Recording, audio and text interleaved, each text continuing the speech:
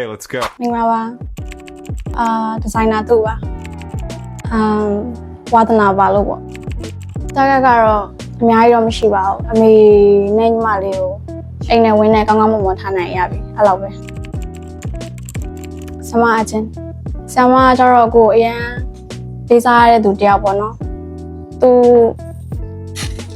ကအရန်ကြိုးစားရယ်ကွာပြီးလို့ရှိရင်အလုပ်ပေါ်မှာလည်းအရန်တည်ကြတယ်အရန်ကိုချီးကျူးဖို့ကောင်းတယ်ရှမ်ပူကတော့အရန်မကြတော့အမှတ်တရတော့မရှိဘူးပေါ့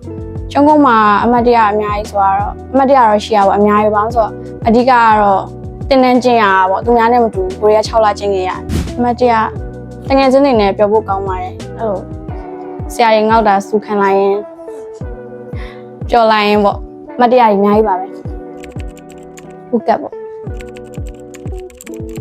ဒီ V47 မှာအလုပ်ခေါ်ပြီးညီမလေးတယောက်ကိုကျေးဇူးတင်တယ်။သူကဒီမှာတော့မရှိတော့ဘူးပေါ့နော်။သူခေါ်ပြီးလို့လည်းဒီလောကရဲ့ဒီဆိုင်ထဲကိုရောက်လာတာပေါ့နော်။ပြီးတော့အလုပ်ခံပေးရဲ့ဆရာတော်လေးနဲ့မိတ်မွန်လည်းကျေးဇူးအများကြီးတင်ပါတယ်။ပြီးလို့ရှိရင်ခုလိုမျိုးပညာရေးတက်အောင်ပေါ့နော်။သင်ပေးခဲ့တဲ့လမ်းရှိဆရာ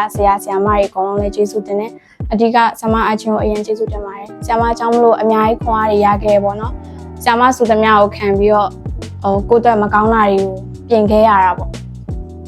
အဲ့တော့ကျေးဇူးအများကြီးတင်ပါတယ်အကြီးမားဆုံးခက်ခဲဆိုတော့ခက်ခဲရတော့လူတိုင်းမှာတော့ရှိရတယ်လေနော်ပြောပြနေလဲဘာမှတော့မထူးလာတော့အများကြီးတော့ရှိပါတယ်ကိုဒီဆိုင်ထဲမှာဖြတ်တန်းခဲ့ရ၄နှစ်ကျော်၅နှစ်ထဲရောက်ပြီဆိုတော့ကောင်းတာတွေလည်းရှိရဲဆိုးတာတွေလည်းရှိရပေါ့